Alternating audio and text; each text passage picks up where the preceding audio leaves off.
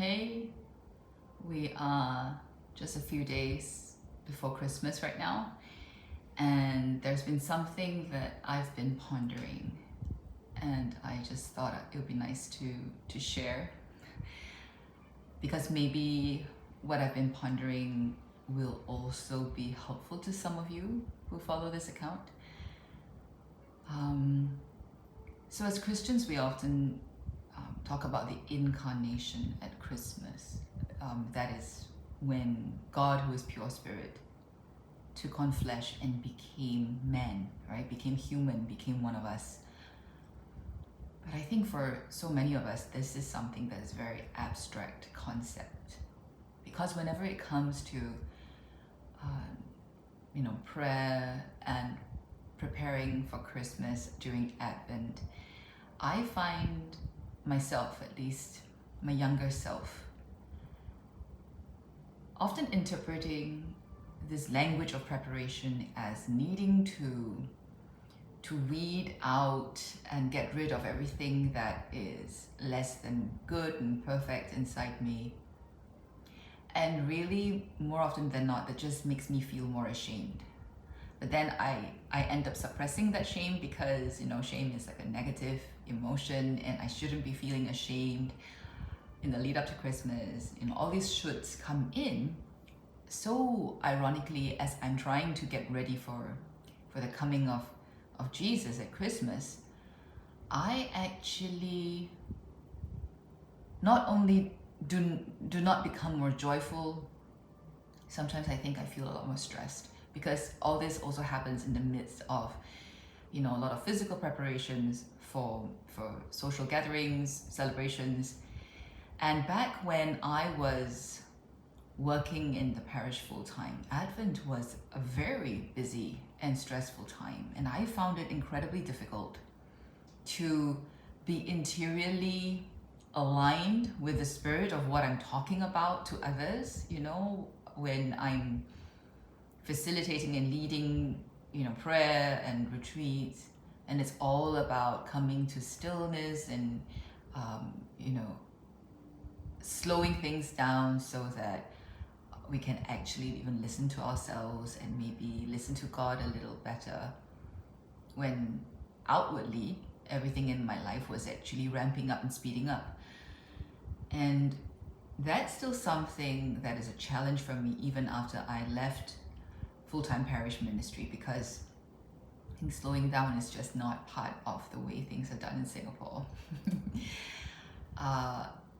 But I've been pondering, why is it that the preparations before Christmas often lead me to feel worse about myself or more keenly aware of how far I am away from holiness? Again, this is the language, the kind of jargon that I've been used to hearing.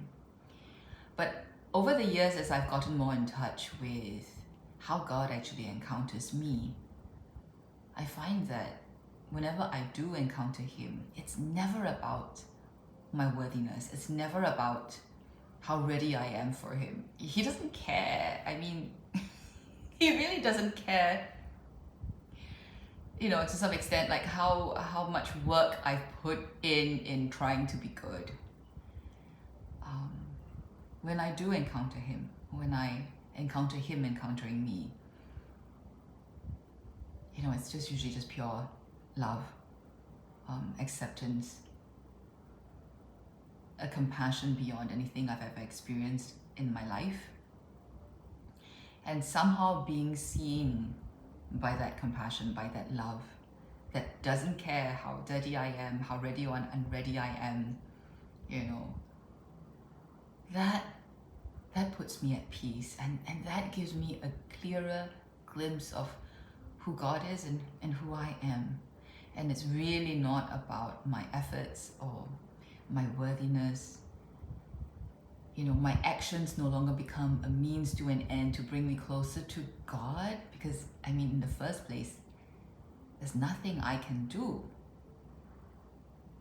without grace to draw me closer to God. I think my actions, at best, can be a response to His first invitation, right? But in my striving, that often falls at the wayside, and I get so hung up about what I'm doing or not doing.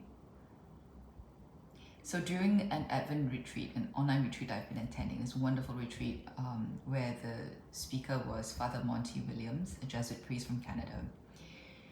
He talked about shamelessness and about how God entered into our shame at Christmas because he entered shameful circumstances himself, an unwed pregnancy, in a very lowly place. He entered shame, and so he knows shame. And of course, we know that at the cross, when Jesus died, that was in the deepest humiliation and shame possible, naked as a criminal. So what I've been pondering and what I wanted to share today really was, what if, as we enter into Christmas this week, we accept that shame is a part of our lives and a part of our families, and that there are times we just feel like, really bad. And what if we can accept that we don't have to always, at every moment, feel bright and cheery? What if we make room for shame to be a part of Christmas this year?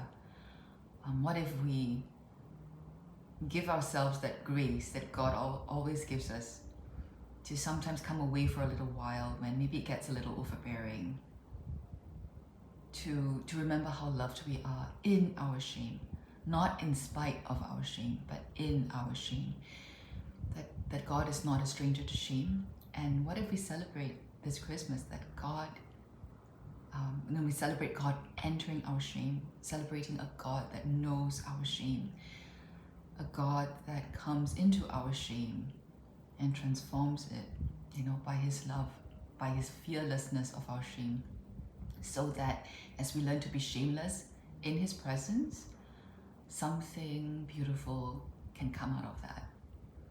So that's what I wanted to leave with you today, and hopefully for those harder moments in this coming week, when maybe shame threatens to overwhelm us one way or the other, we can remember that we're not alone in it. All the best, and I wish you a very blessed Christmas.